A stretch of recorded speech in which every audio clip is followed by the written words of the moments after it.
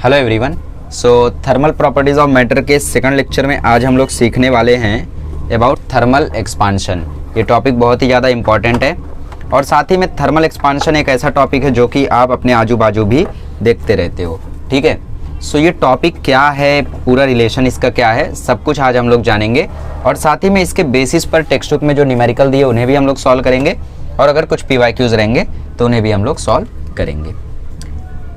Chapter चल रहा है हमारा थर्मल प्रॉपर्टीज़ ऑफ मैटर। थोड़ा सा मैं मैथ्स के वीडियोस में बिजी हो गया था, इसीलिए मैं इसको कंप्लीट नहीं कर पाया थर्मल प्रॉपर्टीज़ ऑफ मैटर को, बट टेंशन मत लो, टाइम के साथ धीरे धीरे सारे चैप्टर्स हो जाएंगे। ठीक है, thermal properties of matter. Thermal expansion मतलब क्या, आप लोग जानते हो अगर हम किसी भी चीज़ को हीट देते हैं तो वो चीज़ एक्सपांड होती है। मतलब मेटल हो, ऐसा नहीं कि मतलब आप इस मार्कर को हीट दे दो तो ये एक्सपांड होगा, नहीं, ज़रूरी नहीं है, मेल्ट हो जाएगा ये सीधा। मेटल होना चाहिए, मेटल को अगर आप हीट दोगे तो वो एक्सपांड करता है। अब इसका सबसे बेस्ट एग्जांपल है रेलवे ट्रैक्स। रेलवे ट्रैक्स आप लोग देखोगे तो रेल की पटरियाँ देखो ऐसी बनाई रहती है, इसमें छोटा छोटा ऐसा छोटे छोटे इसमें होल्स रहते हैं। क्यों लगाए जाते हैं ऐसे छोटे छोटे होल्स? क्योंकि अगर इनको नॉर्मली ऐसा बना दिया गया ना तो गर्मियों में जब इनके ऊपर सनलाइट पड़ेगी, सनलाइट जब इनके ऊपर पड़ेगी गर्मियों में, हीट जब इनको मिलेगी तो उसकी वजह से ये एक्सपांड होंगे और एक्सपांड नहीं हो पाएंगे। ये क्यों एक्सपांड नहीं हो पाएंगे? क्योंकि इनके मॉलिक्यूल्स फिर आपस में एकदम ऐसे रहेंगे, एकदम पास पास में इनके मॉलिक्यूल्स रहेंगे इनके। ठीक है, और जब एक्सपांड ये करना चाहेंगे तो एक्सपांड नहीं कर पाएंगे और जब एक्सपांड नहीं कर पाएंगे तो ये टेढ़े मेढ़े हो जाते हैं। मतलब रेल की पटरियाँ कुछ ऐसी वैसी हो जाती है। नॉर्मली रेल की पटरियाँ ऐसी रहती है बट ये ऐसी वैसी हो जाती है। ठीक है, कब? जब आप लोग इनके बीच में गैप्स ना दो। तो थर्मल एक्सपांशन को ही ध्यान में रख के रेल की पटरियों को बनाया जाता है। ठीक है, और साथ ही में आप लोग देखते रहोगे कि जो वायर्स रहते हैं मेटल के, जैसे बिजली के जो वायर्स हैं या फिर ट्रेन में आते जाते समय आप लोग देखते हो वायर्स रहते हैं, तो कभी कभी वो पूरे झुक जाते हैं, ऐसे हो जाते हैं। क्यों झुक जाते हैं? क्योंकि वहाँ पे हीट पड़ती है, तो हीट की वजह से एक्सपांशन होता है, तो ऐसे झुक जाते हैं वो। ठीक है, स्ट्रेट नहीं रह पाते तब। थर्मल एक्सपांशन के एग्जांपल्स तो कई सारे हैं, कोई दिक्कत नहीं है, धीरे धीरे आप लोग समझ जाओगे। शुरू करते हैं हम लोग थर्मल एक्सपांशन से, टॉपिक से। और सबसे पहले हम लोग देखते हैं व्हाट इज लीनियर एक्सपांशन। बहुत ही इजी टॉपिक है, बहुत ही इजी टॉपिक है, बिलीव मी। खाली कॉन्सेप्ट्स ढेर सारे हैं। जैसे अभी थर्मल एक्सपांशन में पहले तीनों टाइप का एक्सपांशन सीखेंगे, फिर ढेर सारे न्यूमेरिकल करेंगे, फिर हम लोग ये जानेंगे कि कभी कभी घड़ी के पेंडुलम में, मतलब पेंडुलम वाली घड़ी देख रहे हो ना आप लोग, ये घड़ी का टाइमर रहता है और नीचे एक पेंडुलम चलते रहता है। तो ये पेंडुलम जैसे जैसे रोटेट होता है वैसे वैसे सेकंड की सुई आगे बढ़ती है। तो गर्मियों में क्या होता है, ये पेंडुलम जो होता है वो थोड़ा सा उसकी लेंथ चेंज हो जाती है, एक्सपांड हो जाता है। तो एक्सपांशन के कारण ये स्लो हो जाता है, फिर है ना, साइज बढ़ी तो स्लो हो जाएगा, ऑब्वियस सी बात है। और भी इसका एग्जाम्पल है मेजरमेंट। जैसे आपके पास कोई स्केल है, स्केल में 100 सेंटीमीटर है और वो स्केल मेटल की है, मेटल वाली स्केल देखो ना, स्टील की रहती है। तो उसमें अगर एक्सपांशन हुआ, अद्भुत, उसमें अगर एक्सपांशन हुआ तो एक्सपांशन के बाद उसकी लेंथ बढ़ जाएगी और लेंथ बढ़ गई तो वो गलत मेजरमेंट देने लगेगा। तो ऐसे हालत में कैसे चेक करेंगे फिर कि कितना गलत मेजरमेंट दे रहा है, कितना सही मेजरमेंट दे रहा है? अगर इतना गलत मेजरमेंट है, इतना एक्सपांशन है, तो बताओ सही मेजरमेंट क्या है? तो कंसेप्ट आज बहुत सारे हम लोग डिस्कस करने वाले हैं।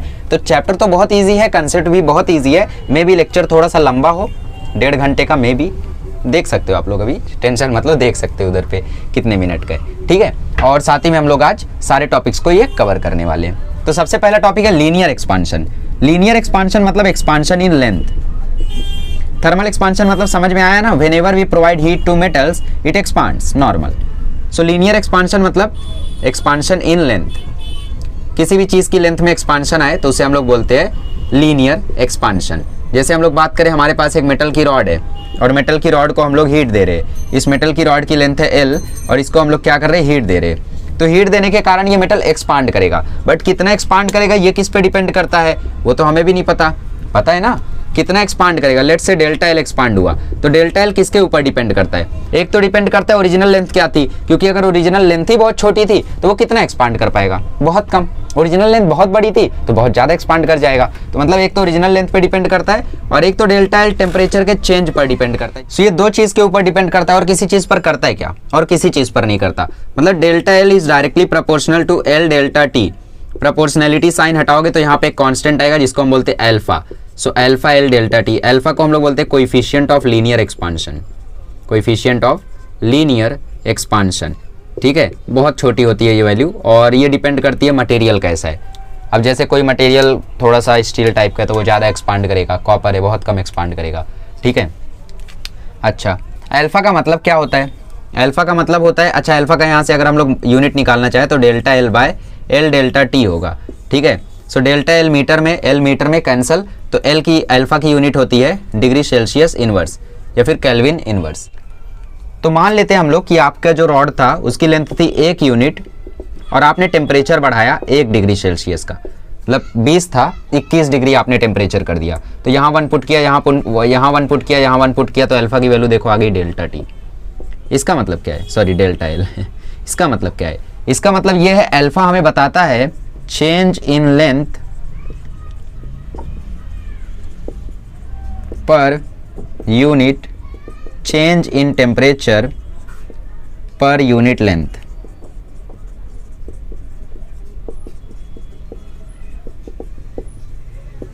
ठीक है, अगर लेंथ मान लो 1 यूनिट है और टेम्परेचर में आपने चेंज लाया 1 डिग्री का, तो अल्फा क्या बताएगा? अल्फा बताएगा कि कितना चेंज हुआ फिर लेंथ में। सो alpha is nothing but change in length per unit change in temperature per unit length. Alpha की नॉर्मल बात करें तो अल्फा है कोएफिशिएंट ऑफ लीनियर एक्सपांशन, ऐसे बोल के बेइज्जती कर दो या ऐसे बोल के थोड़ी सी इज्जत दे दो, ठीक है। एक्चुअली एक्चुअल डेफिनेशन है। अल्फा हमें क्या बताता है? अल्फा हमें ये बताता है कि अगर किसी चीज़ की लेंथ 1 यूनिट है और टेम्परेचर में 1 डिग्री का राइज कराया हमने, राइज कराया मतलब 1 डिग्री टेम्परेचर बढ़ाया, तो कितना लेंथ में चेंज आएगा वही हमें कौन बताता है? अल्फा। दैट्स इट, ठीक है। सो ये हो गई लीनियर एक्सपांशन की कहानी। इसका फॉर्मूला आपको याद रखना है। फॉर्मूला क्या है? Delta L is equals to alpha L alpha delta T, L alpha delta T. ये फॉर्मूला ज़्यादा होता है आसान याद करने में as compare to alpha L delta T. तो delta L is equals to L alpha delta T आप लोग याद रखना। हाँ, एक और चीज़, कभी कभी आप लोगों को लेंथ ऐसा दिया रहेगा एल नॉट, लेंथ आपको ऐसा दिया रहेगा एल नॉट, ठीक है, वो भी बता देता हूँ। देखो रॉड है आपके पास, आपको बोला रहेगा इसकी लेंथ है एल नॉट, आपने टेम्परेचर बढ़ाया और एट टेम्परेचर टी इसकी पूरी लेंथ हो गई एल टी। तो कई कई जगहों पे ऐसा भी लिखा रहता है L T minus L not is equals to L alpha delta T, L not alpha delta T. फिर एल नॉट को वहाँ लेकर जाते हैं, एल नॉट कॉमन लेते हैं, तो एल टी का फॉर्मूला आता है L not 1 plus alpha delta T, ठीक है। तो बात वही है, हमने क्या किया, हमने L T minus L not को डायरेक्ट डेल्टा एल लिख दिया, कितना ईजी हो गया। देखो एल नॉट एल टी ये सब की ज़रूरत नहीं पड़ी। सो वॉट एवर, अगर आप लोगों को कहीं पे मिले कि एल नॉट लिखा है एल टी लिखा है तो कंफ्यूज नहीं होने का। एल टी मतलब लेंथ है टेम्परेचर टी, एल नॉट मतलब ओरिजिनल लेंथ, तो L T minus L naught क्या हो जाएगा? Change in length.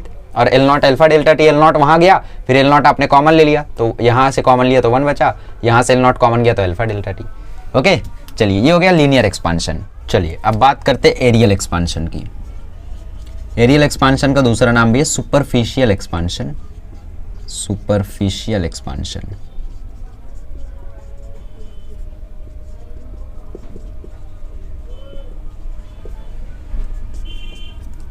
ठीक है। सो एरियल एक्सपांशन मतलब एरिया एक्सपांड होना। जैसे अब तक हमारे पास 1 डायमेंशन चीज़ थी, रॉड 1 डायमेंशन है, मतलब रॉड है यार, एक्सपांड हो गया, सीधी बात है, लेंथ में चेंज आ गया। बट रॉड को भी अगर हम लोग देखें तो वो एक रेक्टेंगल टाइप का होता है, पहली बार मैंने देखा, सॉरी, सिलेंड्रिकल टाइप का होता है। जैसे ये एक रॉड है तो ये सिलेंड्रिकल टाइप का है, तो इसके एरिया में भी तो एक्सपांशन होगा अगर मैं इसको हीट करूँगा। तो हमने मान लिया था कि वो 1D एकदम फ्लैट है, ठीक है, लेंथ में सिर्फ चेंज आएगा। सो लेट से हमारे पास यहाँ पे एक स्क्वायर है, इस स्क्वायर को आप लोग हीट दे रहे हो तो ऑब्वियसली ये थोड़ा सा एक्सपांड कर जाएगा, ठीक है। तो छोटा हो गया, अरे ठंडा कर रहे थे या हीट दे रहे थे पता नहीं। सो लेट से ये इतना एक्सपांड हो गया, मतलब कितना एक्सपांशन हुआ फिर ध्यान से देखो। ओरिजिनल एरिया था ए नॉट, टेम्परेचर टी पे एरिया हो गया ए टी, तो A T minus A not is equals to beta delta T, beta A not delta T, ऐसा लिखते हैं कुछ लोग। सो ऐसा भी आप लोग लिख सकते हो, बट हम लोग ऐसा नहीं करेंगे। लेट से ओरिजिनल एरिया था टी, सॉरी ओरिजिनल एरिया था ए, टेम्परेचर टी पर एरिया एक्सपांड हो गया, कितना एक्सपांड हो गया? लेट से डेल्टा ए। तो फिर से जो डेल्टा ए है वो किस चीज़ पर डिपेंड करेगा? एक तो डेल्टा टी पर आपने कितना टेम्परेचर दिया, और दूसरी बात ओरिजिनल एरिया क्या था उस पर। सो मतलब delta is directly proportional to आ जाएगा A delta T, proportionality sign हटेगी तो अगेन आ जाएगा यहाँ पे एक constant that is beta A delta T. So इसीलिए एरियल एक्सपांशन का फॉर्मूला होता है A beta delta T, where beta is coefficient of areal expansion. ये इसको बेइज्जती करके बोल दो, कोएफिशिएंट ऑफ सुपरफिशियल एक्सपांशन या एरियल एक्सपांशन। ठीक है, ओके।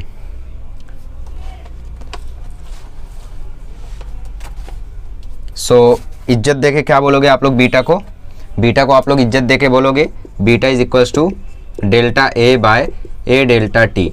मतलब एरिया सपोज था 1 यूनिट स्क्वायर और टेम्परेचर में आपने राइज लाया 1 डिग्री का, तो जो बीटा होगा वो इक्वल टू हो जाएगा डेल्टा ए के। मतलब 1 डिग्री टेम्परेचर राइज करने पे 1 यूनिट स्क्वायर एरिया के ऑब्जेक्ट का 1 डिग्री टेम्परेचर राइज करने पे कितना चेंज आता है एरिया में, वही कौन है, बीटा। किसी भी ऑब्जेक्ट का 1 डिग्री टेम्परेचर राइज करने पे, जिसका एरिया 1 यूनिट स्क्वायर हो, उसका 1 डिग्री टेम्परेचर राइज करने पे जितना चेंज आता है एरिया में, वही कौन है, बीटा। और उसका क्या था, 1 मीटर ऑब्जेक्ट का या 1 यूनिट ऑब्जेक्ट का, 1 यूनिट वाले लेंथ के ऑब्जेक्ट का 1 डिग्री टेम्परेचर बढ़ाने पे कितना लेंथ बढ़ता है, वही कौन है, अल्फा। बीटा क्या है, beta is change in area when 1 degree temperature is Ryzen and the area of the object was 1 unit square. ठीक है, सो बीटा का अगेन यूनिट वही है, पर डिग्री सेल्सियस। पर लगा दिया हमने, डिग्री सेल्सियस इनवर्स भी लगा सकते हो, कोई दिक्कत नहीं है।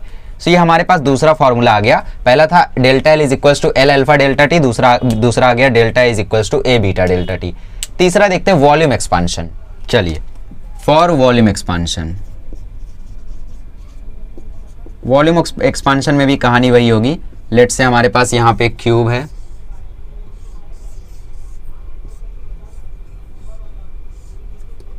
जिसका वॉल्यूम v था, और आपने यहाँ से हीट देना चालू किया, आपसे रहा नहीं गया, आपने हीट देना चालू कर दिया, और हीट देने के बाद इसका वॉल्यूम कुछ बढ़ गया।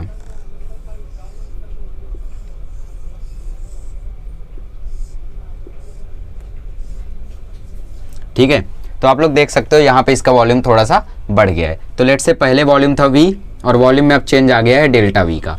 ठीक है, तो डेल्टा v अगेन दो चीज़ पर डिपेंड करेगा, एक तो चेंज इन टेम्परेचर पे, और एक दूसरा उसके ओरिजिनल वॉल्यूम पे। अच्छा, ओरिजिनल वॉल्यूम पे कैसे डिपेंड कर रहा है, लेट से मेरे पास ये ढक्कन है, इसको मैं हीट दूंगा, ये कितना एक्सपांड करेगा, मैक्सिमम टू मैक्सिमम इतना कर जाएगा। अब लेट से मेरे पास ये मार्कर पूरा है, अगर मैं इसको हीट दूँ, सपोज ये रॉड है, इसको मैं हीट दूँ, तो ये कितना एक्सपांड करेगा, बहुत ज़्यादा एक्सपांड करेगा। फ़र्क क्या है दोनों में, लेंथ का ना, उसकी लेंथ कम है तो उसको कितना भी हीट दो कम एक्सपांड करेगा, इसकी लेंथ ज़्यादा है, थोड़ा सा हीट दो ज़्यादा एक्सपांड करेगा। सो डेल्टा वी के भी प्रोपोर्शनल है और डेल्टा टी के भी, तो डेल्टा वी डायरेक्टली प्रोपोर्शनल आ गया वी डेल्टा टी के, तो delta V is equals to आ गया gamma V delta T. Gamma क्या है यहाँ पे, यंग्स मॉड्यूलस नहीं, गैमा की वैल्यू चैप्टर बाय चैप्टर बदलते रहती है। गैमा का नाम है यहाँ पे coefficient of volume expansion, coefficient of volume expansion. ये इसका इज्जत से नाम ले लो या प्यार से इसको यही बुला लो, कोएफिशिएंट ऑफ वॉल्यूम एक्सपांशन। और delta V is equals to formula है वी गैमा डेल्टा टी, या फिर इसका मीनिंग लिख दो फॉर्मूले से, gamma is equals to delta V by V delta T. ठीक है,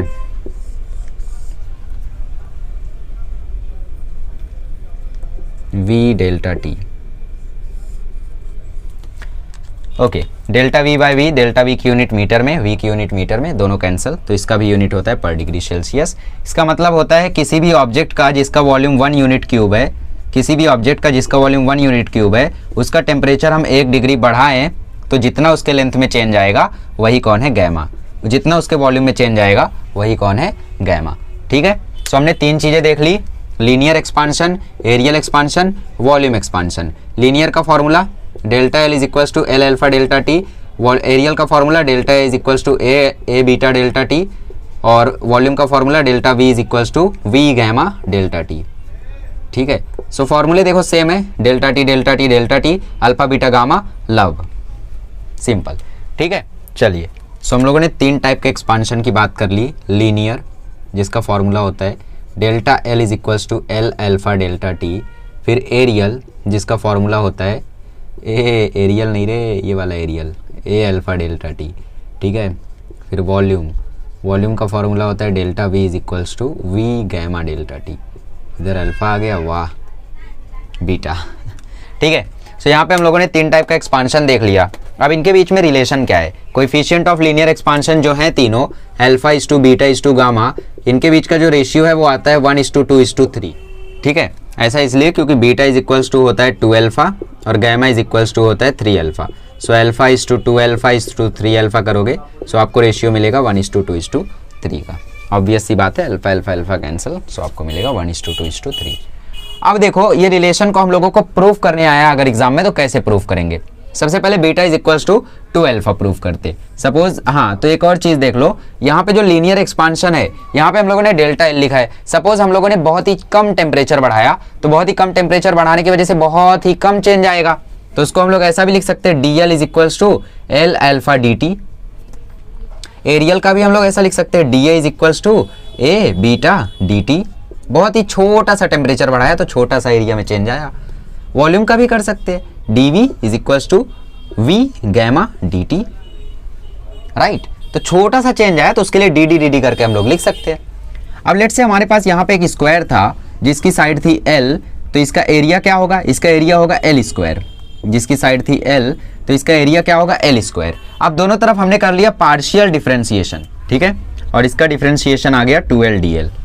अब हम लोग जानते हैं dl इज इक्वल्स टू होता है एल अल्फा डी टी, तो D A is equals to 2l into L alpha D T.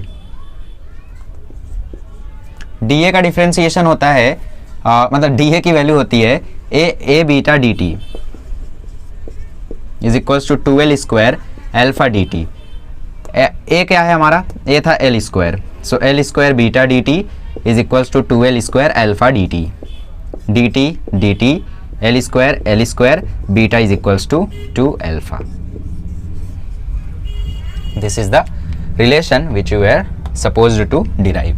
So beta is equals to आता है 2 alpha.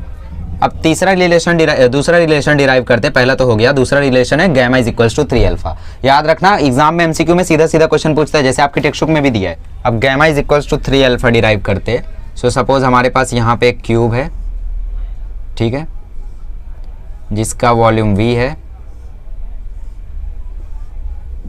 v is equals to L cube, volume का formula partially differentiate कर दो तो dv is equals to 3l square dl, ठीक है। और dv की वैल्यू जानते हो v gamma delta t, dl की भी वैल्यू जानते हो l alpha dt cancel, v की वैल्यू थी l cube gamma is equals to 3l cube alpha, l cube भी cancel, so gamma is equals to आ गया 3 अल्फा। अब मैंने तो डायरेक्टली सॉल्व कर दिया, बट आप लोगों को यहाँ पे थोड़ा बहुत बोल वचन करना होगा कि volume of the object is let the side of the object be L, let the edge of the object be L, या 3D object be L, therefore volume of object will be L cube, ठीक है। therefore we have v is equals to l cube by partially differentiation on both side, ठीक है। Partially आप differentiate कर रहे हो तो dv is equals to 3l square, तो ऐसा करके फिर आगे सेम टू सेम कॉपी कर देना। इधर भी वैसे ही लिखोगे let the length of the side of the object be l, therefore area of the object will be equal to l square, फिर डिफरेंशिएट करोगे तो beta is equals to 2 alpha, gamma is equals to 3 alpha, और alpha तो alpha है ही है। तो alpha alpha alpha के बीच में आप लोगों को रिलेशन याद रखना है, alpha beta gamma 1:2:3, 1 2 3 alpha beta gamma याद रखना, अच्छे से याद रखना। एग्जाम में क्वेश्चन पूछा जा सकता है आपसे, ठीक है, सीधा सीधा क्वेश्चन, तो ये रिलेशन बहुत इंपॉर्टेंट है। तो ये हो गई हमारी बातें थर्मल एक्सपांशन के टाइप्स के और उनके बीच के रिलेशन के बारे में। अब हम लोग एक न्यूमेरिकल करते हैं टेक्स्ट बुक का, और फिर हम लोग जानेंगे कि आखिर जो पेंडुलम होता है, पेंडुलम क्लॉक होती है, जैसे उसके ऊपर कुछ PYQs भी हैं यहाँ पे, तो उनको भी हम लोग डिस्कस करेंगे। तो चलिए सबसे पहले डिस्कस करते हैं टेक्स्ट बुक का न्यूमेरिकल। चलिए टेक्स्ट बुक का पहला ही न्यूमेरिकल इस टाइप का, और बाकी सारे numericals latent heat, Newton's law of cooling, thermal conductivity, ये सारे टॉपिक्स के जो कि आगे हम लोग सीखेंगे। आई थिंक हमारा नेक्स्ट लेक्चर ही नहीं नेक्स्ट टू नेक्स्ट लेक्चर हमारा कंडक्टिविटी वगैरह पे होगा। नेक्स्ट लेक्चर तो हम लोग specific heat capacity, calorimetry, latent heat, anomalous behaviour of water, सारी 10वीं की चीज़ें रिवाइज करने वाले डीप में। क्वेश्चन में बोला एक ग्लास फ्लास्क है जिसका वॉल्यूम है 1 × 10⁻⁻⁴ meter cube, -4 okay. So volume है उसका 1 × 10⁻⁴ मीटर क्यूब। 1 लिखने की जरूरत नहीं है वैसे, कोई दिक्कत नहीं है। उसमें लिक्विड डाला गया 30 डिग्री सेल्सियस पे, मतलब ये हमारा ग्लास फ्लास्क है जिसका वॉल्यूम है इतना, और यहाँ पे हमारे पास लिक्विड है और उस लिक्विड को ग्लास फ्लास्क में डाला गया, तो उस लिक्विड का वॉल्यूम कितना होगा? जितना इसका होगा, मतलब इसका भी वॉल्यूम क्या है 1 × 10⁻⁻⁴ मीटर क्यूब। दोनों का पहले T1 कितना था, T1 दोनों का था 30 डिग्री सेल्सियस, क्योंकि जितना पानी का टेम्परेचर रहेगा वही ग्लास का टेम्परेचर हो जाएगा इसके जाने के बाद। अब क्या हुआ, टेम्परेचर बढ़ा दिया गया, टेम्परेचर अब कर दिया गया 100 डिग्री सेल्सियस, ठीक है, इसको भी कर दिया 100 डिग्री सेल्सियस। क्वेश्चन में बोलता है कितना लिक्विड ओवरफ्लो होगा अगर ग्लास का अल्फा 1.2 इंटू 10⁻⁴ है और लिक्विड का अल्फा 75 इंटू 10⁻⁵ है, तो कितना लिक्विड ओवरफ्लो होगा। ठीक है, सो देखते हैं। अब इसमें सबसे पहले आपको ये लॉजिक समझना है कि ग्लास भी एक्सपांड करेगा, लिक्विड भी एक्सपांड करेगा, दोनों एक्सपांड करेंगे विद टेम्परेचर। ठीक है, इसका भी वॉल्यूम बढ़ेगा, इसका भी वॉल्यूम बढ़ेगा, तो ओवरफ्लो कितना होगा। लेट्स से आपके पास ये ग्लास था और ग्लास में पूरा भरा था लिक्विड,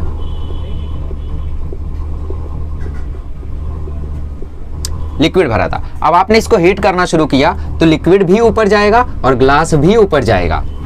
तो हमें क्या करना होगा, हमें वो फाइनल वॉल्यूम निकालना होगा इस ग्लास का और फाइनल वॉल्यूम निकालना होगा लिक्विड का। फिर लिक्विड का वॉल्यूम जितना होगा उसमें से ग्लास का वॉल्यूम माइनस कर देंगे, तो जो वॉल्यूम लिक्विड का होगा उसको ग्लास से जब माइनस करोगे तो हमें वो वॉल्यूम मिल चुका रहेगा जो ग्लास में नहीं है, क्योंकि लिक्विड का वॉल्यूम ज्यादा हो जाएगा एक्सपांड होने के बाद। ग्लास के कंपैरिजन में ग्लास कम बढ़ता है, लिक्विड ज्यादा बढ़ता है। वॉल्यूम का देखो कर्व भी होता है, वॉल्यूम का कर्व कुछ ऐसा होता है कि आप लोग टेम्परेचर बढ़ाते जाओ तो ऐसे वॉल्यूम बढ़ेगा और फिर एक टाइम आएगा, मतलब 500 केल्विन पे एक ऐसा पॉइंट आएगा कि वहां से आप टेम्परेचर बढ़ाते जाओ और ये कांस्टेंट रह जाएगा वॉल्यूम एक्सपांशन में, कि आप लोग टेम्परेचर बढ़ाओगे तो वॉल्यूम बढ़ेगा, देखो बढ़ रहा है बढ़ रहा है बढ़ रहा है। पर जब ज्यादा आप लोग टेम्परेचर कर दोगे तो उसके आगे आप 10,000 20,000 कुछ भी कर दो, उसका वॉल्यूम आगे नहीं बढ़ेगा, ऐसे ही कांस्टेंट रहेगा। ठीक है, ये वॉल्यूम एक्सपांशन का ग्राफ होता है। सो ग्लास का जो वॉल्यूम है वो थोड़ा सा बढ़ेगा, पानी का ज्यादा बढ़ेगा। पानी क्यों, क्योंकि वो डेंस नहीं उतना ना। सो हमें क्या करना होगा, पानी का जो एक्सपांशन है उसमें से ग्लास के एक्सपांशन को माइनस कर देंगे, तो हमें वो एरिया मिल जाएगा जो कि ग्लास में नहीं है, और जो ग्लास में नहीं है उसका मतलब वो ओवरफ्लो हो चुका है। तो ये समझ में आ चुका होगा, आई होप आप लोगों को। अब फॉर्मूला लगाते हैं, delta V is equals to V gamma delta T. ठीक है, वी गैमा डेल्टा टी, तो ये हमें अल्फा नहीं दिया हुआ था, गैमा दिया हुआ था। हाँ, गैमा दिया हुआ था, माय मिस्टेक। सो ये हम लोग किसके लिए लगा रहे हैं, ग्लास के लिए। सो जी लिख लो, जी, और ये लिक्विड के लिए L डेल्टा टी। ठीक है, इसके लिए वॉल्यूम क्या आएगा, चेंज इन वॉल्यूम क्या आएगा इसके लिए, V कितना है 10⁻⁴, गैमा कितना है 1.2 इंटू 10⁻⁴, चेंज इन टेम्परेचर कितना है 70, केल्विन में रखना है। पर मैंने आपको बताया सेल्सियस में चेंज, केल्विन में चेंज बराबर होता है। इसके लिए फॉर्मूला लगाओ, delta VL is equals to V कितना है 10⁻⁴, गैमा कितना है 75 इंटू 10⁻⁵, चेंज इन टेम्परेचर कितना है 70। इसके लिए आंसर क्या आएगा, डेल्टा VG 10⁻⁸ इंटू 70 इंटू 1.2 कितना होता है, 12 7 जा 84 होता है, तो 1.2 इंटू 7 जा 8.4 होगा। फिर ये जो जीरो है ये इसको बढ़ा देगा, तो 84 इंटू 10⁻⁸ ग्लास का एक्सपांशन आ गया। तो इसका एक्सपांशन हुआ है 8.4 इंटू 10⁻⁻⁹ का, -7 का, जाने दो छोड़ो। ठीक है, सो इसका एक्सपांशन हुआ है 84 इंटू 10⁻⁸, कितना मीटर क्यूब। इसका एक्सपांशन कितना हुआ है, delta V of L 75 into 70 कितना आएगा। एक काम करो, 75 को लिख दो 5 इंटू 15 और 70 को लिख दो 10 इंटू 7। तो ये 10 की पावर 1 इस 10 की पावर -5 के साथ बन जाएगी 10 की पावर -4, ये 10 की पावर -4 मिलकर 10 की पावर -8। अब बचा क्या, सिर्फ ये, तो 15 7 जा 105 और 105 5 जा होता है 525, तो ये आ गया 525। ठीक है, सो गाइस एक छोटी सी एरर, टेक्स्ट बुक में 1.2 इंटू 10⁻⁵ दिया है, मैंने 4 लिख दिया। सो वही मैं सोचा आंसर मैच नहीं हो रहा है, और ये फिर भी आ जाएगा 1.2 इंटू 10⁻⁹। सो अगर इसको 10⁻⁸ के फॉर्म में लिखना है तो मैं क्या लिख सकता हूँ, ऊपर नीचे मुझे 10 से मल्टीप्लाई करना है इसका मतलब। ठीक है, तो ये हो जाएगा 8.4 इंटू 10⁻⁸। पावर एक बढ़ी, एक्चुअली ये -9 से -8 गई है, तो एक्चुअल में ये बढ़ी है +1 की। ठीक है, तो पावर बढ़ेगी तो पॉइंट यहाँ आएगा मीटर क्यूब। राइट, पॉइंट पीछे आता है जब पावर बढ़ती है, पावर घटती है तो पॉइंट आगे जाता है। और इधर क्या आया, डेल्टा VL 525 इंटू 10⁻⁻⁸, तो माइनस कर दो अब दोनों को। ठीक है, माइनस कर दो, ये लिक्विड का वॉल्यूम एक्सपांड हुआ है, ये ग्लास का वॉल्यूम एक्सपांड हुआ है। लिक्विड का वॉल्यूम जितना एक्सपांड हुआ है उसमें से ग्लास का जो एक्सपांडेड वॉल्यूम है उसको जब माइनस कर दोगे तो तुम्हें वो वॉल्यूम मिल जाएगा जो ग्लास में नहीं है, और जो ग्लास में नहीं है वो जमीन पे मतलब ओवरफ्लो हो चुका है। देयरफॉर वाटर लिक्विड विच ओवरफ्लो क्या इंग्लिश है, इसमें से ही छापता हूँ। The liquid which will overflow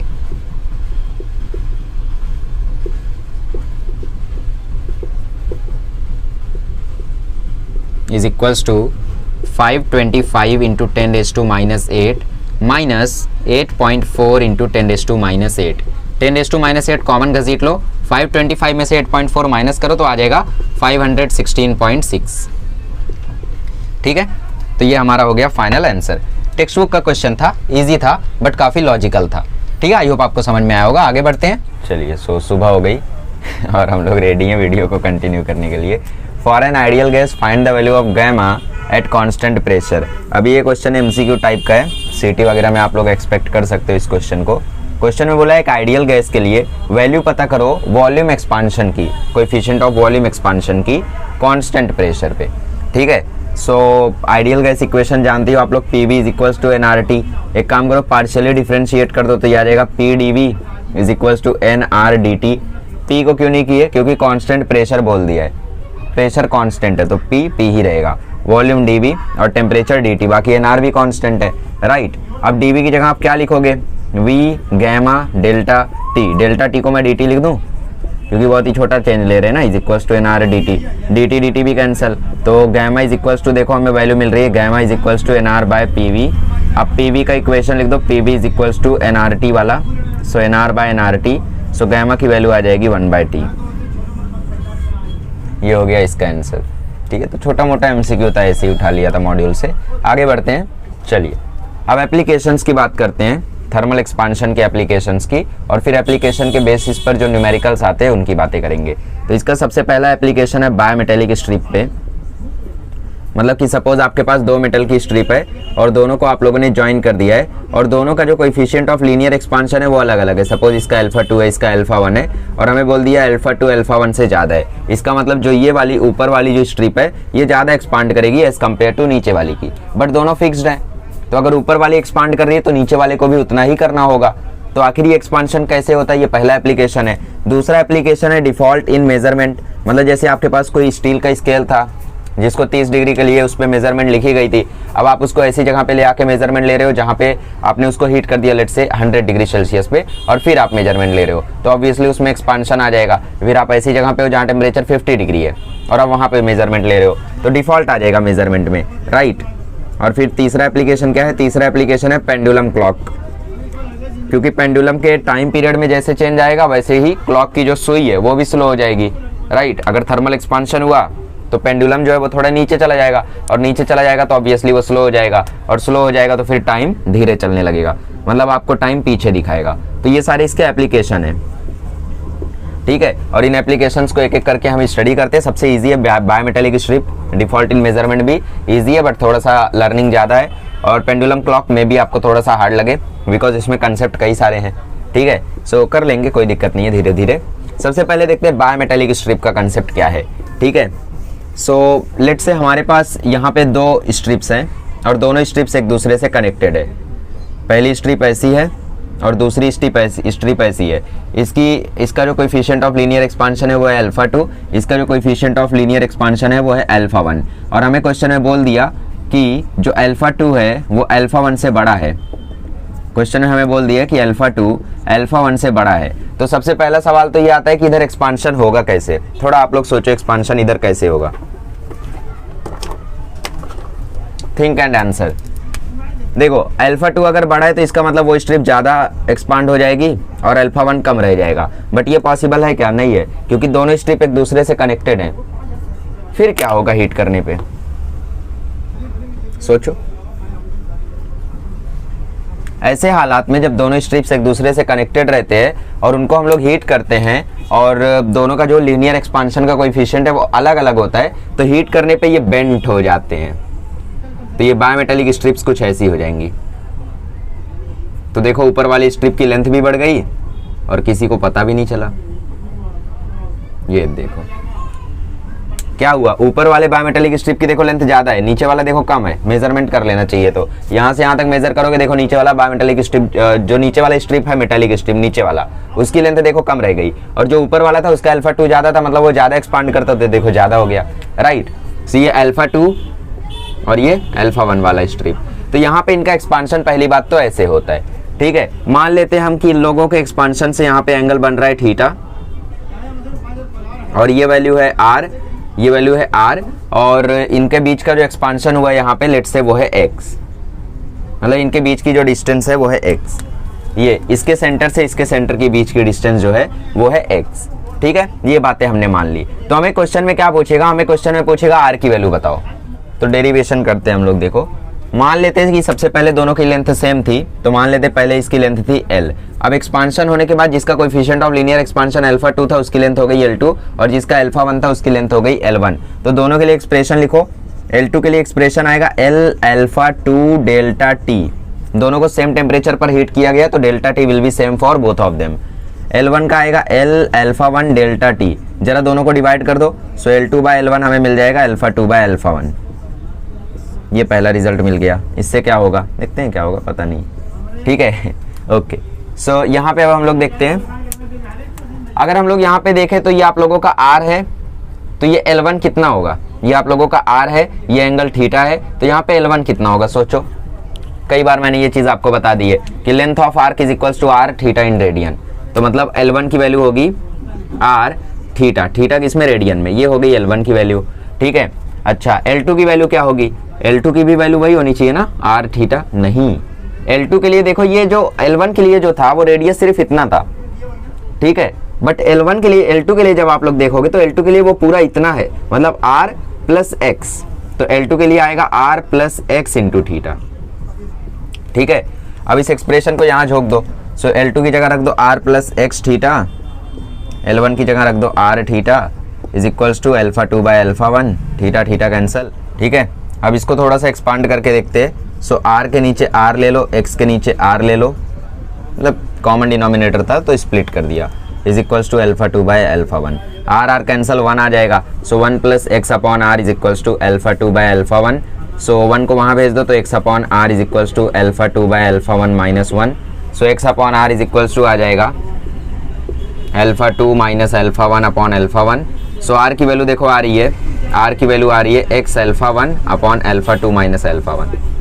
अब x क्या है यहाँ पे, x यहाँ पे डिस्टेंस है इस रॉड के बीच का, मतलब आप लोगों को बोल दिया एक रॉड की थिकनेस थी 0.2 मिलीमीटर और दूसरे रॉड की थिकनेस थी 0.2 मिलीमीटर, तो दोनों के बीच की डिस्टेंस क्या हो जाएगी 0.4 मिलीमीटर, तो वो डिस्टेंस यहाँ पे कौन है x, ठीक है। डेरिवेशन समझ में आया। सबसे पहले हम लोगों ने बायोमेटालिक स्ट्रिप ली, हमने एनालिसिस किया कि अगर हम लोग इसको हीट करेंगे तो एक्सपांशन कैसे होगा, कि दोनों कनेक्टेड भी रहे, एक एक पॉइंट पे कनेक्टेड भी रहे, और साथ ही में जो ज़्यादा एक्सपांड करना चाहता है वो ज़्यादा एक्सपांड कर जाए और जो कम एक्सपांड करना चाहता है वो कम ही एक्सपांड करे। तो हम लोगों ने पाया कि ऐसा एक्सपांशन होगा। अब यहाँ पे एंगल थीटा बन रहा था, इस आर की वैल्यू हमें चाहिए थी, एक्सप्रेशन लिखा हमने दोनों के लिए, डिवाइड किया तो L2 बाय L1 का रिलेशन मिला, और इसके बाद हम लोगों ने एक्सप्रेशन लिखा यहाँ पे एंगल्स के लिए तो हमें ये रिलेशन मिला, और फिर उसके बाद हम लोगों ने इसको कटपीट करके सॉल्व किया और आंसर आ गया R का x alpha 1 upon alpha 2 minus alpha 1। ये पहला application.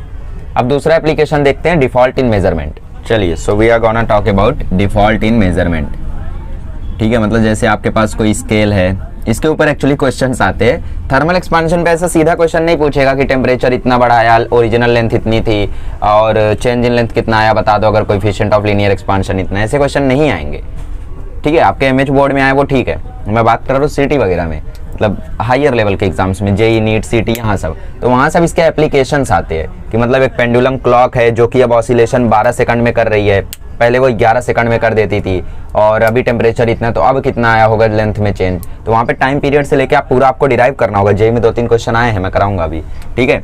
So default in measurement की बात करें तो सबसे पहले हम लोग देखते हैं कि कंसेप्ट क्या है। अब ये कंसेप्ट बहुत बहुत बहुत बहुत बहुत ज़्यादा कन्फ्यूजिंग होता है, इवन मैं भी अगर इस कंसेप्ट को शुरू से नहीं सोचता हूँ तो भूल जाता हूँ कि यार क्या करना है, प्लस करना है, माइनस करना है, क्या है कंसेप्ट। तो ये कंसेप्ट को अगर आपको सीखना है तो सबसे पहले तो यहाँ पे सीख लो, जो बता रहा हूँ वो समझ लो, और फिर उसके बाद खुद से प्रैक्टिस करो, खुद से शुरू करो इसको। मतलब जैसे बीच में अभी में से कोई आके बोल दे कि यार इतना मेजरमेंट में गड़बड़ी आया है, ये निकालने के लिए मैं क्या करूँ, तो मैं उसको सीधा नहीं बता पाऊंगा कि देखो प्लस करना है, माइनस करना है, कौन सा फॉर्मूला लगाना है। मुझे शुरू से जाना होगा कि शुरू में अच्छा ऐसा हुआ, एक्सपांशन हुआ तो रॉड की लेंथ कम ज़्यादा ऐसा कुछ, तो शुरू से मुझे जानना होगा। ठीक है, तो कोई भी टॉपिक अगर कंफ्यूजिंग होता है तो उसको हमेशा शुरू से शुरू कर देना चाहिए। जैसे लेते हैं यहाँ पे, सपोज हमारे पास यहाँ पे एक स्केल है और स्केल पे मेजरमेंट्स हैं, नहीं कुछ और रहता है स्केल पे, और क्या रहेगा, ठीक है, 30, 40, 50, 60, 70, 80, 90, 100। सो 0, 10, 20, 30, 40, 50, 60, 70, 80, 90, 100। सो यहाँ पे 100 सेंटीमीटर्स तक लेट से हमारे पास मेजरमेंट है, और ये स्केल पे हम लोगों ने एक चीज़ को मेज़र किया। लेट से हमारे पास कुछ भी था, यहाँ पे पेज था, रॉड था, कुछ भी था। लेट से हमारे पास यहाँ पे एक स्ट्रिप थी पतली सी, जिसको हमने मेजरमेंट लिया, जिसका हमने उसकी लेंथ आ रही थी 50 सेंटीमीटर। ये नॉर्मली हम लोगों ने मेजरमेंट लिया, ध्यान से देखो 50 सेंटीमीटर आ रही है। ठीक है, अब उसमें डीप में मत जाओ कि यहाँ पे 0.1 का डिफरेंस है, आपने लाइन टेढ़ी बना दी, नहीं 50 सेंटीमीटर मान लो, काहे जिद करते हो। 50 सेंटीमीटर का ये हम लोगों का रॉड था। अब क्या हुआ कि मैंने यहाँ से हीट दे दी स्केल को मैंने हीट दे दी, फिर गर्म हो गया स्केल, गुस्सा हो गया, और क्या। तो हीट देने की वजह से क्या होगा, स्केल में एक्सपांशन आ जाएगा। तो एक्सपांशन आने के बाद स्केल आपका कुछ ऐसा दिखेगा, हर जगह पे लेट से 1-1 सेंटीमीटर का एक्सपांशन आ गया। ठीक है, बड़ा है ना उससे ये वाला स्केल। ठीक है, ये वाला स्केल देखो इतना था और ये वाला स्केल देखो ज़्यादा है। ठीक है, सो देखते हैं इसकी मेजरमेंट्स, 0, 10, 20, 30, 40, 50, 60, 70, 80, 90, 100। सो 0, 10, 20, 30, 40, 50, 60, 70, 80, 90, 100। अब ये आपका स्केल मेजरमेंट्स तो 100 दिखा रहा है, बट उसके जो बीच बीच में नंबर्स है ना वो सब एक्सपांड कर चुके हैं। ध्यान से देखो, यहाँ पे गैप्स ज़्यादा नहीं थे, ये देखो यहाँ पे गैप्स कम है, बट यहाँ पे देखो गैप्स बढ़ गए, 10 और 20 के बीच में गैप देखो, और यहाँ पे 10 और 20 के बीच में गैप देखो। तो हीट देने के कारण इस स्केल का जो मेजरमेंट है वो काफ़ी ज़्यादा बढ़ चुका है। तो अब अगर आप लोग इस पर रॉड को रखोगे तो आपको रॉड का मेजरमेंट कम दिखाई देगा। रॉड का मेजरमेंट लेट से आपको दिखाई दे रहा है 45। ठीक है, इसकी लेंथ अब दिखाई दे रही है 45 सेंटीमीटर, जबकि रॉड की लेंथ कितनी है 50 सेंटीमीटर। अब ये तो 45 सेंटीमीटर दिखा रहा है। यही मेन कंसेप्ट है। आपको भी बहुत आसान लग रहा है कि हाँ हीट दिया तो स्केल बड़ा हो गया इसीलिए रॉड छोटा हो गया। ठीक है, रॉड नहीं छोटा हुआ है, रॉड की मेजरमेंट छोटी दिख रही है, वो है उतना ही जितना था। ठीक है, सो अब अभी आप लोगों को ये कंसेप्ट बहुत इजी लग रहा है, पर जब अभी बाद में पूछूंगा कि मैंने स्केल को कूल कर दिया तो बताओ रॉड को ज़्यादा मेजर करेगा या कम मेजर करेगा, तो वहाँ पे कंफ्यूजिंग होगा ये टॉपिक। ठीक है, क्योंकि मैंने खुद कंफ्यूजन को एक्सपीरियंस किया है, सो आई कैन अंडरस्टैंड। देखो यहाँ पे मैं लिखता हूँ अब दोबारा से, हाँ, तो rod, the original measurement of rod was, ये थ्योरी लिख रहा हूँ मैं, original measurement of rod is 50 centimetre, but when scale is heated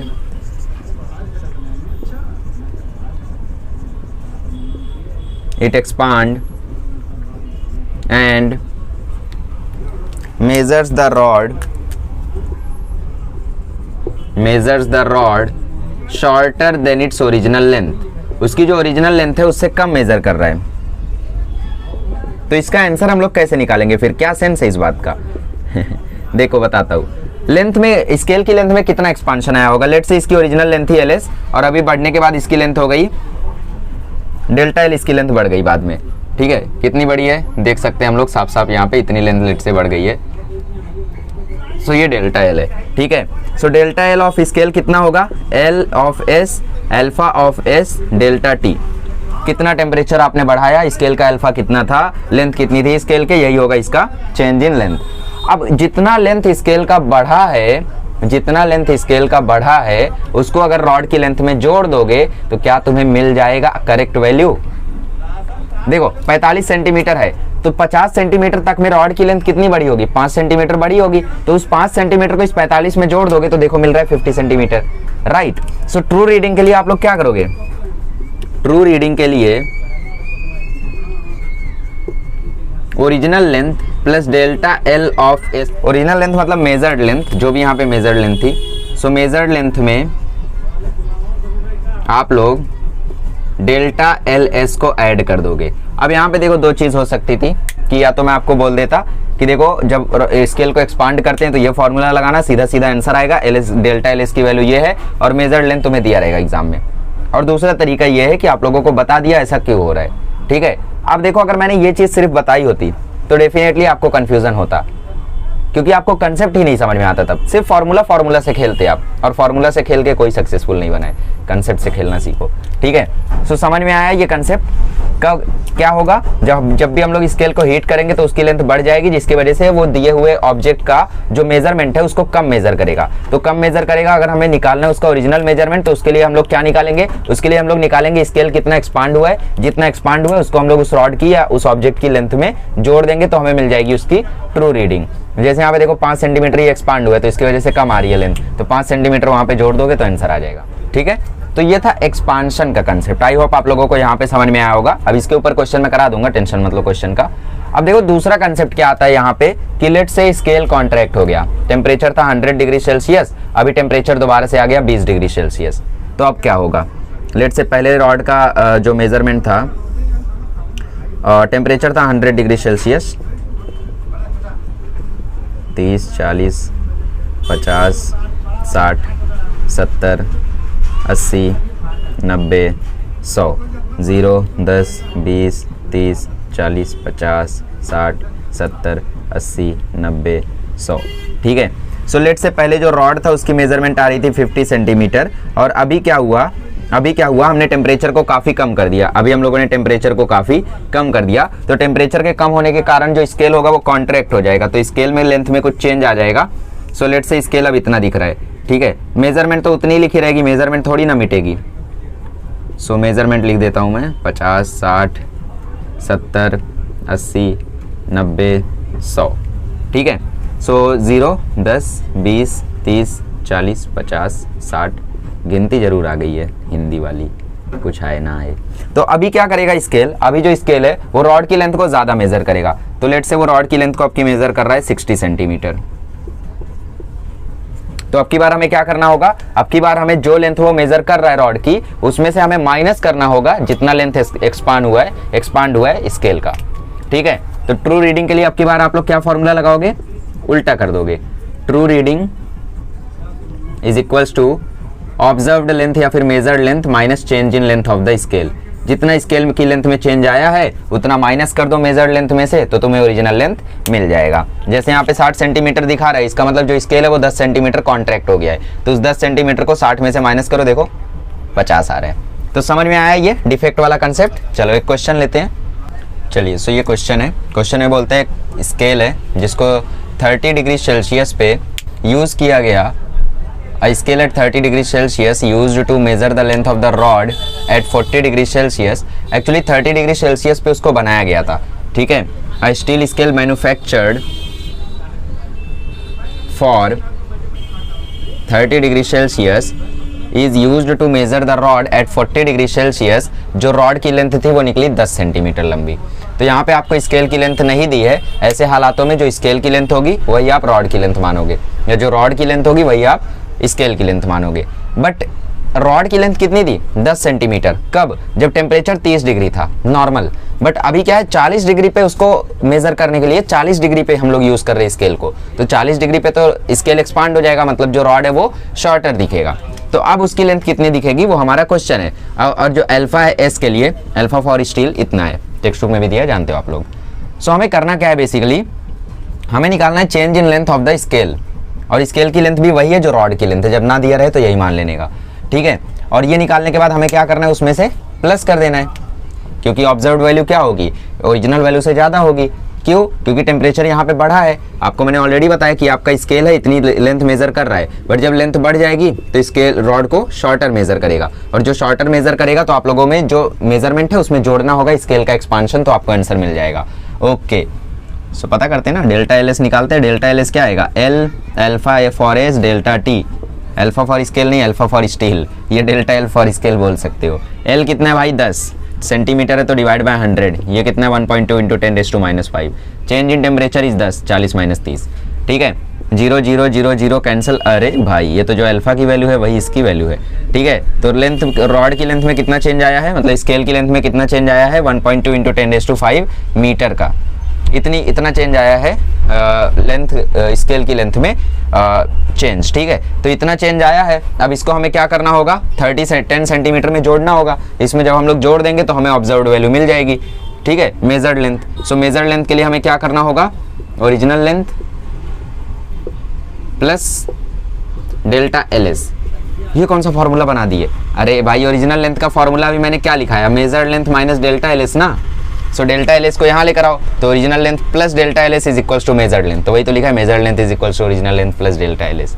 तो ओरिजिनल लेंथ कितनी है भाई, 10 सेंटीमीटर। सो 10/100 प्लस 1.2 इंटू 10⁻⁵, ठीक है। अब देखो 0 0 कैंसिल होगा, सो 1/10 में 10 ऊपर जाएगा तो ये 10 की पावर -1 हो जाएगा, तो एक्चुअली ये 0.1 होगा।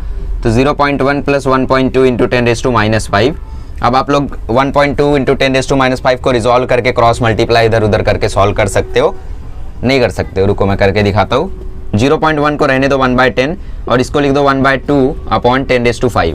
अब 10⁵ को इधर मल्टीप्लाई करो, सो ये आएगा 10⁵ प्लस 12 अपॉन 10⁶। कैसे किया, 10⁵ 1 से हुआ तो 10⁵, 10 इंटू 1.2 हुआ तो 12 और नीचे 10 इंटू 10⁵ हुआ 10⁶।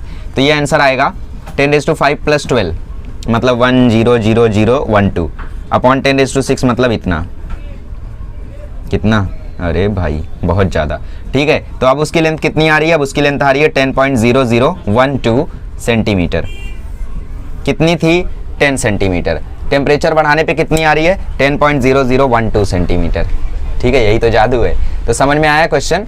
चलो अगला एप्लीकेशन देखते हैं जो हम लोगों का है क्लॉक के ऊपर, और क्लॉक के ऊपर क्वेश्चंस भी आते हैं, बट क्लॉक का एप्लीकेशन देखने से पहले हम कुछ PYQs कर लेते हैं जो कि थर्मल एक्सपांशन और मैकेनिकल प्रॉपर्टीज ऑफ सॉलिड्स के यंग्स मॉड्यूलस से रिलेटेड है, मतलब उसके जो मॉड्यूलस ऑफ इलास्टिसिटी थे उससे रिलेटेड है। तो वो न्यूमेरिकल्स कर लेते, फिर लास्ट एप्लीकेशन देखेंगे। चलिए अब कुछ PYQs कर लेते हैं, उससे पहले लास्ट में हम लोग उसका लास्ट एप्लीकेशन देखेंगे, ठीक है। सो यहाँ पे 5-6 क्वेश्चन है मेरे पास। सो 2019 का ये क्वेश्चन है। ये क्वेश्चन देखो मैंने पूरा नहीं लिखा है, एक्सप्लेन कर देता हूँ पूरा, क्योंकि पूरा क्वेश्चन लिखता तो फिर यहाँ तक क्वेश्चन ही आ जाता। क्वेश्चन कहता है कि यहाँ पे हम लोगों के पास एक सिलेंड्रिकल रॉड है और सिलेंड्रिकल रॉड को हम लोगों ने ऐसा एक जगह से कंप्रेस करके रखा हुआ है और यहाँ पे कंप्रेशन के साथ हम लोग यहाँ से हीट दे रहे हैं। तो कहीं ना कहीं यहाँ थर्मल स्ट्रेस का कंसेप्ट लग रहा है, यस वही लगेगा। सो हीट देने के कारण आप लोग जानते हो रॉड एक्सपांड होना चाहेगा बट नहीं हो पाएगा। क्यों नहीं हो पाएगा, क्योंकि ये उसको ढकेल रहा है। किससे ढकेल रहा है, कंप्रेसिव स्ट्रेस से।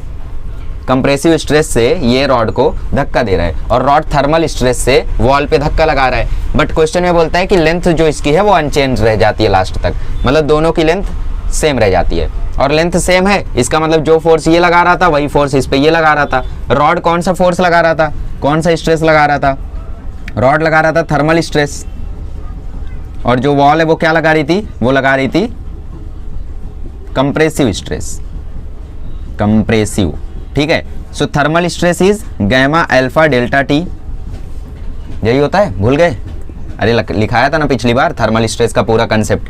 थर्मल स्ट्रेस क्या होता है, थर्मल स्ट्रेस होगा फोर्स अपॉन एरिया।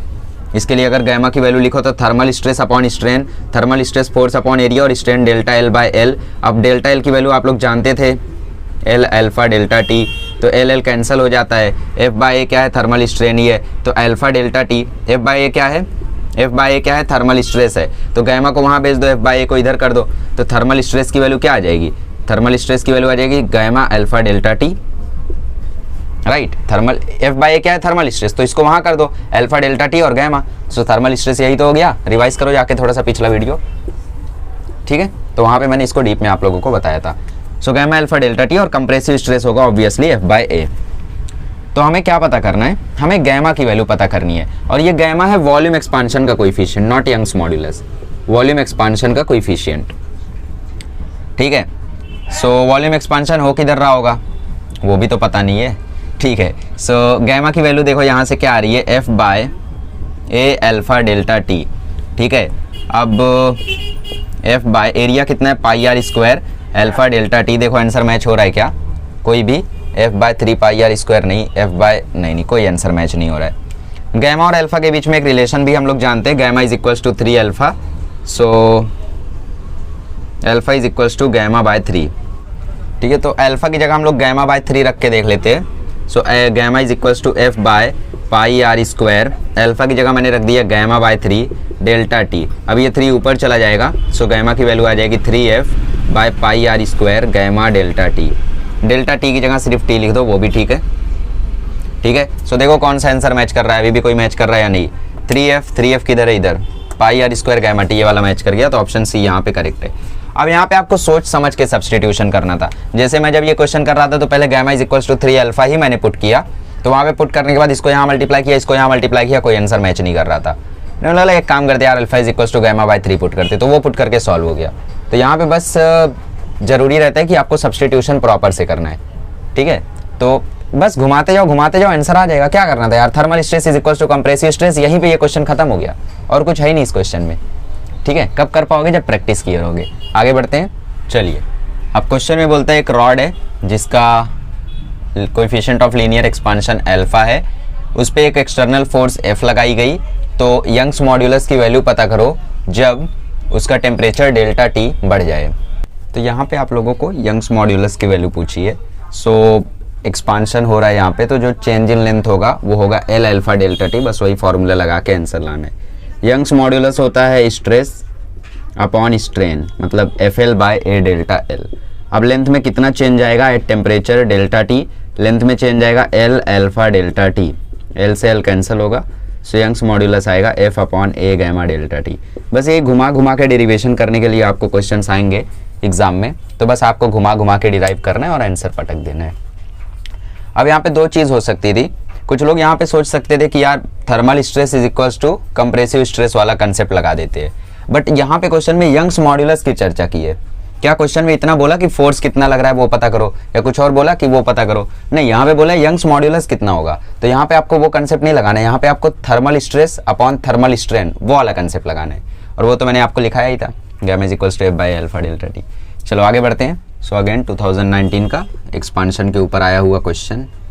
देखो पर्टिकुलर टॉपिक एक्सपांशन पे कितने इजी क्वेश्चन आते हैं, ठीक है। क्वेश्चन में बोला है दो रॉड है, दोनों की लेंथ आइडेंटिकल है, डायमेंशन आइडेंटिकल, मतलब लेंथ ब्रेथ हाइट सेम, सब कुछ सेम है, ठीक है। दोनों को हीट किया गया, एक को 30 डिग्री से 180 डिग्री तक और दूसरे वाले को 30 डिग्री से 30 डिग्री तक।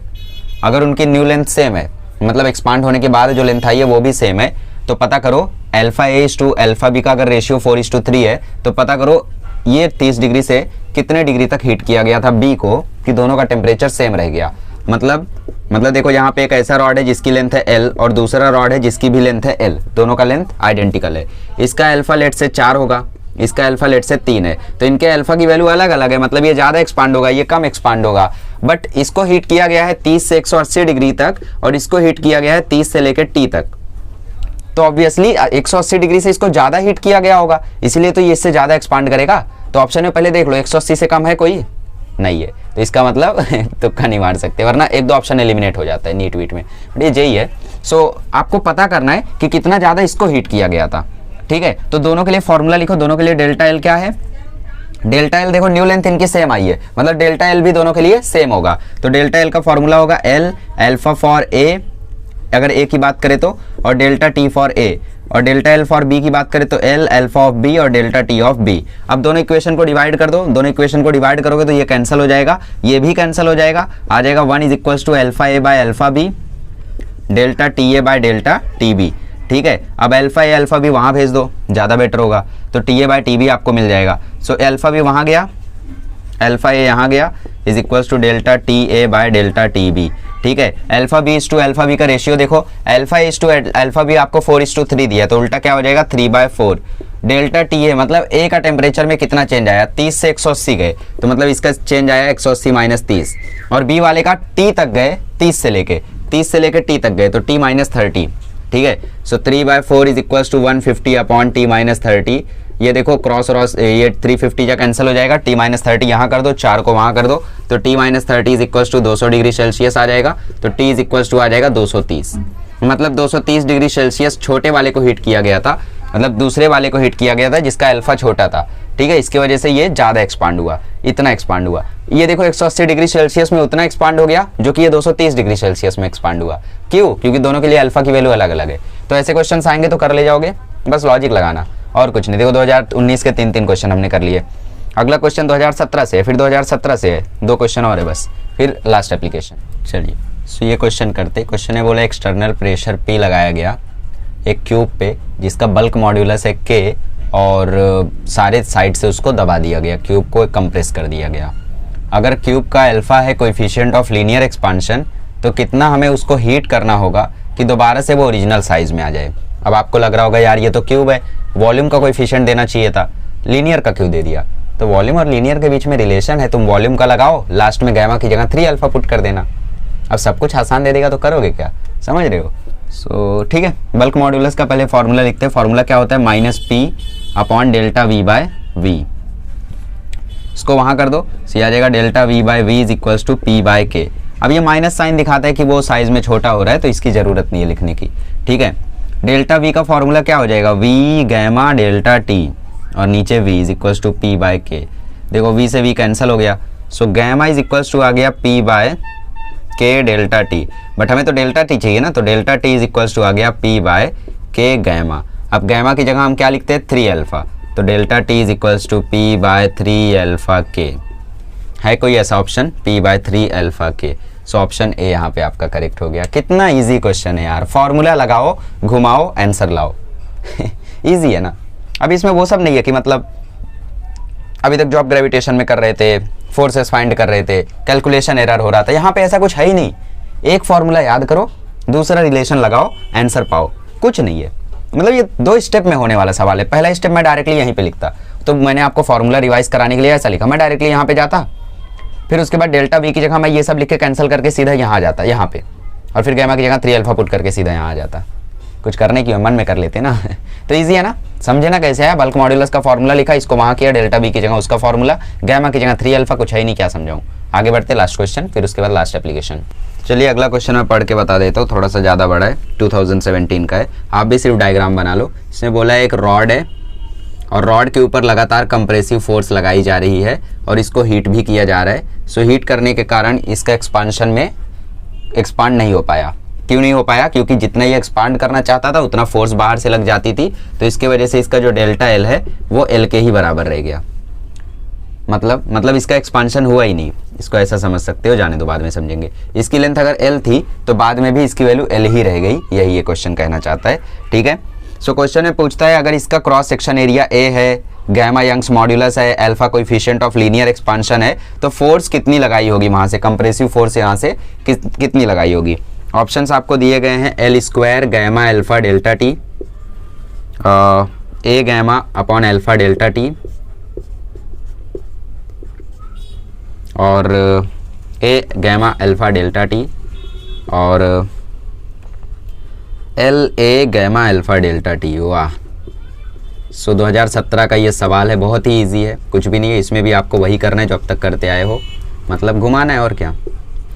फॉर्मूला लगाओ, तोड़ो मरोड़ो, आंसर पाओ। देखो क्या है फॉर्मूला, क्या है? यंग्स मॉड्यूलस का फॉर्मूला यहाँ पे लगेगा, क्योंकि क्वेश्चन ने मेंशन कर दिया है कि यहाँ पे जो यंग्स मॉड्यूलस है वो गैमा है। सो वहीं से समझ जाने का कि यहाँ पे गैमा का फॉर्मूला लगेगा, जो कि होगा FL/A डेल्टा L। क्वेश्चन में वैसे पूछा क्या है, फोर्स कितनी लगी है, तो फोर्स की वैल्यू आ जाएगी गैमा A डेल्टा L/L। अब डेल्टा L की वैल्यू क्या आएगी? डेल्टा L की वैल्यू आएगी L अल्फा डेल्टा T और अपॉन L से L कैंसिल, सो F की वैल्यू आ गई A gamma alpha delta T, A gamma alpha delta T। कुछ भी नहीं है ये क्वेश्चन में, ठीक है। सो कितना इजी है यार, L से L कैंसिल हुआ, सीधा सीधा फॉर्मूला, पहले आपने यंग्स मॉड्यूलस का फॉर्मूला लगाया, F की वैल्यू वहाँ से निकाली, ये आई, डेल्टा L की जगह वैल्यू रखी, आंसर आ गया। मतलब क्या, मतलब 30 सेकंड में आंसर आ रहा है, 30 सेकंड 25 सेकंड, कितना टाइम लग रहा है। और जेईई में आपको हर एक क्वेश्चन के लिए 144 सेकंड रहते हैं, मतलब 2 मिनट 14 सेकंड, सोचो, ठीक है। चलो आगे बढ़ते हैं और अब लास्ट एप्लीकेशन देखते हैं, दैट इज पेंडुलम क्लॉक्स। चलिए, सो इजी कंसेप्ट है, देख लो, और फिर इसके ऊपर जो क्वेश्चन आया है वो भी करा दूंगा। क्वेश्चन कंसेप्ट का नाम है पेंडुलम क्लॉक्स, फिर पेंडुलम बेस्ड क्लॉक्स। मतलब ऐसी क्लॉक्स आपने जरूर देखी होगी जहाँ पे बेस में क्या रहता है, पेंडुलम लगा रहता है, और जैसे जैसे पेंडुलम ऑसिलेट करता है वैसे वैसे वहाँ पे सेकंड की सुई बढ़ती है, ठीक है। सो यहाँ पे दिक्कत क्या आती है कभी कभी कि जब हीट ज़्यादा हो जाती है तो वो जो पेंडुलम है उसकी जो लेंथ है वो थोड़ी सी बढ़ जाती है, और लेंथ बढ़ने के कारण उसका ऑसिलेशन, उसका टाइम पीरियड कम हो जाता है। टाइम पीरियड क्या होता है? Time period of a pendulum is 2π√L/G। कई बार मैं ये चीज़ आपको बता चुका हूँ। ये शुरू हुआ था यूनिट्स एंड डायमेंशन में, फिर मैंने आपको कई जगहों पर बताया, लॉज ऑफ मोशन में बताया, सर्कुलर मोशन में बताया, ग्रेविटेशन में नहीं बताया था, झूठ मत बोलो, हाँ ठीक है नहीं बताया रहूँगा ओके सो बताया था एक्चुअली उसमें सैटेलाइट के मोशन में, आई थिंक कोई तो ऐसा पॉइंट आया था, जाने दो। So T is equals to होता है 2π√L/g, ये याद रखने का, ठीक है।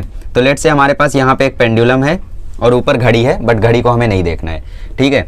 सो इसका जो लेंथ है वो है L और टेम्परेचर हमने इसका बढ़ा दिया डेल्टा थीटा, क्योंकि हम टाइम पीरियड की बात कर रहे हैं तो इसलिए यहाँ पे थीटा ले रहा हूँ, हैंग मत हो जाया करो यार, थीटा थीटा थीटा कैसे ले लिए, ठीक है। तो लेंथ L थी और हमने डेल्टा थीटा इसका टेम्परेचर बढ़ाया, coefficient of linear expansion alpha है।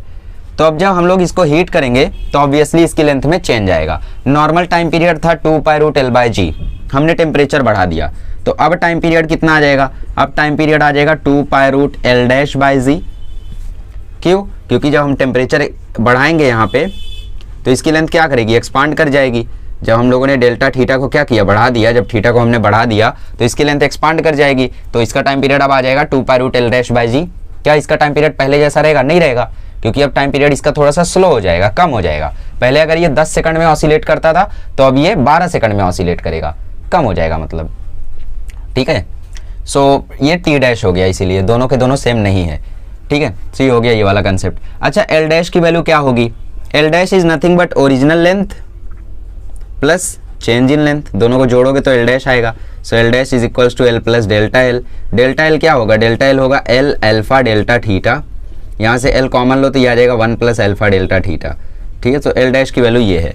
So T' is equals to 2π√L लिया कॉमन, अंदर बचा 1 plus alpha delta theta upon g। ये हो गया नया टाइम पीरियड। अब क्वेश्चन में आपसे क्वेश्चन क्या पूछेगा क्वेश्चन में आपसे क्वेश्चन पूछेगा कि अगर ऑसिलेट पहले करती थी 12 सेकंड में, अब करती है 10 सेकंड में, तो कितना एक्सपांशन हुआ है, मतलब आपको डेल्टा L पूछ सकता है। डेल्टा L कैसे निकालेंगे, अरे L' निकाल लेना, टाइम पीरियड आपको दिया है तो टाइम पीरियड से आप L' निकाल लेना, टाइम पीरियड दिया रहेगा L' निकाल लेना, आ जाएगा। तो ये फॉर्मूले याद रखने होंगे आपको इसके लिए, ठीक है। कोई भी कहीं भी लग सकता है, सारे इंपॉर्टेंट है। एक काम करो, इन दोनों इक्वेशन को डिवाइड कर दो, इन दोनों इक्वेशन को डिवाइड करोगे तो T/T' √g कैंसिल हो जाएगा, 2π कैंसिल हो जाएगा, ब्रैकेट में बचेगा √L upon L 1 plus alpha delta theta, यही बचेगा क्या, एक बार ध्यान से देख लो। नहीं ये नहीं बचेगा, प्रॉपरली करके देखते हैं तो ज़्यादा बेटर होगा। T/T' खाली 2π कैंसिल करते हैं, इसको ऐसे ही रहने देते। यह है L/g की पावर 1/2 डिवाइडेड बाय ये है L 1 plus alpha delta theta upon g की पावर 1/2, ठीक है। अब ये डिवाइड में है तो मल्टीप्लाई करोगे तो ऊपर चला जाएगा, तो ये आ जाएगा L/g की power 1/2 multiplied by g by L 1 plus alpha delta theta की पावर 1/2। अब g कैंसिल हो जाएगा, सो ये आ जाएगा L upon L 1 plus alpha delta theta की पावर 1/2 और ये T/T'। अब L भी कैंसिल हो जाएगा तो T/T' आ जाएगा आपको 1 अपॉन L कैंसिल हो गया, 1 प्लस अल्फा डेल्टा थीटा की पावर 1/2। एक काम करो, इसको उल्टा कर दो तो T'/T क्या आ जाएगा, T'/T आ जाएगा 1 प्लस अल्फा डेल्टा थीटा की पावर 1/2। अब अल्फा डेल्टा थीटा बहुत ही स्मॉल वैल्यू होगी, क्यों स्मॉल होगी, क्योंकि अल्फा ऑलरेडी बहुत छोटा होता है, 1.2 इंटू 10⁻⁻⁵, 1.8 इंटू 10⁻10 देखा होगा आप लोगों ने, है ना। स्टील का देखो 1.2 इंटू 10⁻⁵।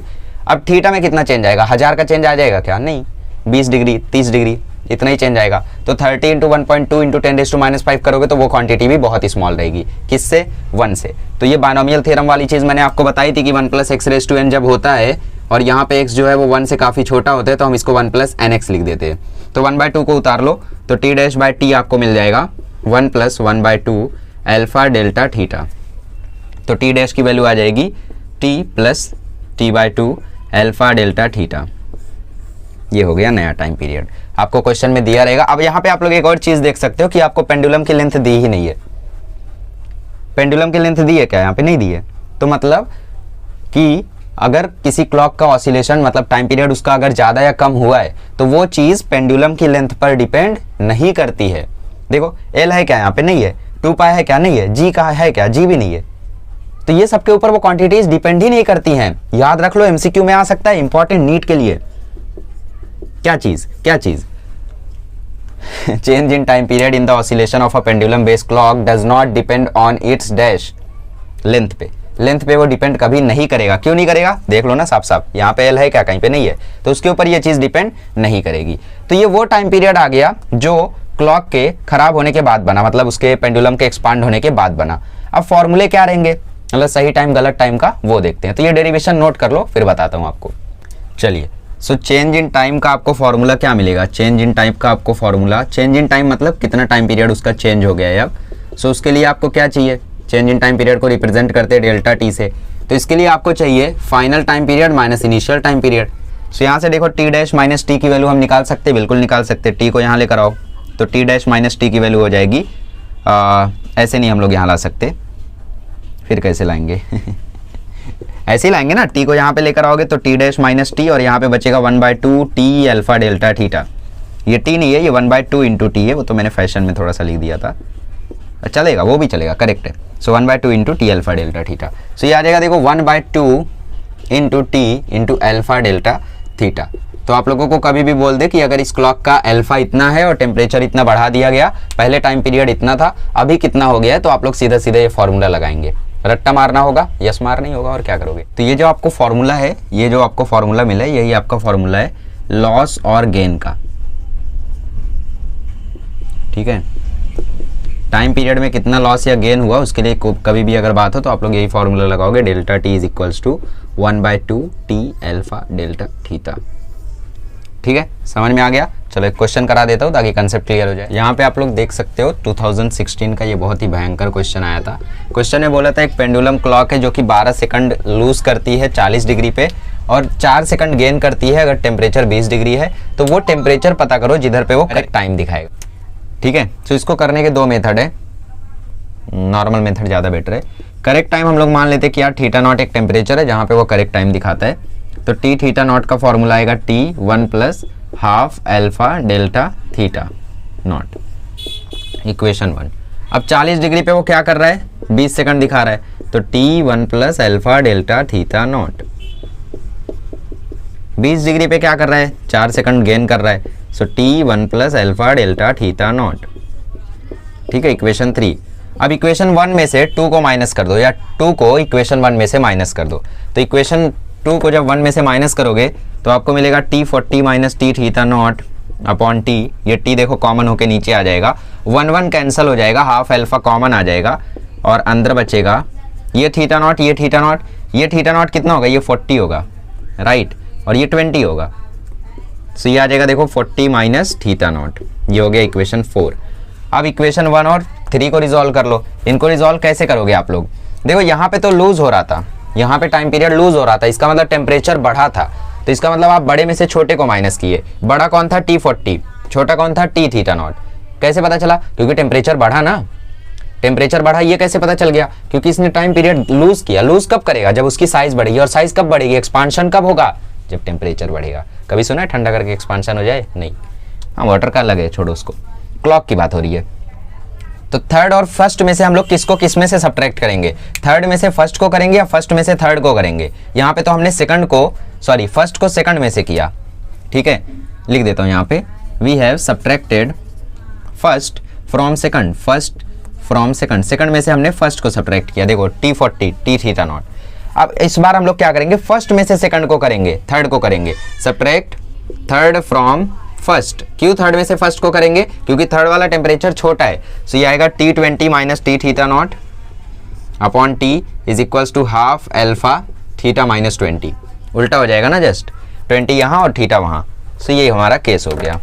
दोनों को आप डिवाइड कर दो, दोनों को डिवाइड करोगे सो ये आ जाएगा टी 40 - टी थीटा और नीचे आ जाएगा टी थीटा -टी 20। सो ये उल्टा मैंने लिख दिया, टी थीटा -टी 20।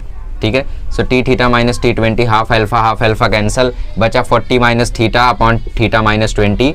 अब देखो जब 40 डिग्री बढ़ रहा है ओरिजिनल टेम्परेचर से तो 12 सेकंड लूज कर रहा है, तो इसका आंसर 12। 20 डिग्री कम हो रहा है तो गेन कर रहा है 4 सेकंड। क्या आएगा देखो, टी 40 - टी थीटा कितना, 12, टी थीटा -टी 20 4, 40 - थीटा -20, 4 तिहाई 12, 3 से मल्टीप्लाई करोगे तो 3 theta -60 is equals to 40 - theta, theta को यहाँ 60 को वहाँ, 4 थीटा बराबर 100, थीटा बराबर 25। इस तरीके से हमारा आंसर आ जाएगा 25। ठीक है, समझ में आया। तो पेंडुलम बेस्ड क्लॉक के ऐसे क्वेश्चंस आपको आ सकते हैं और अब ढेर सारे क्वेश्चंस की प्रैक्टिस कर लो। ये तो सबसे हार्डेस्ट क्वेश्चन था, और भी बहुत अच्छे और इजी क्वेश्चंस आपको मिलेंगे पीवाईक्यू बुक में, तो आप लोग वहाँ भी देख सकते हो या फिर मॉड्यूल वगैरह में भी देख सकते हो। पीवाईक्यूज में तो 1-2 ही क्वेश्चन है, जिसमें से एक मैंने करा दिया और दूसरा वाला बहुत ईजी है। उसमें बस आप लोगों को टाइम पीरियड का आंसर पता कर देना, मतलब टाइम पीरियड में एल डैश की जगह वैल्यू पुट करनी है और सॉल्व करके थोड़ा सा इधर उधर करके आंसर पता करना है।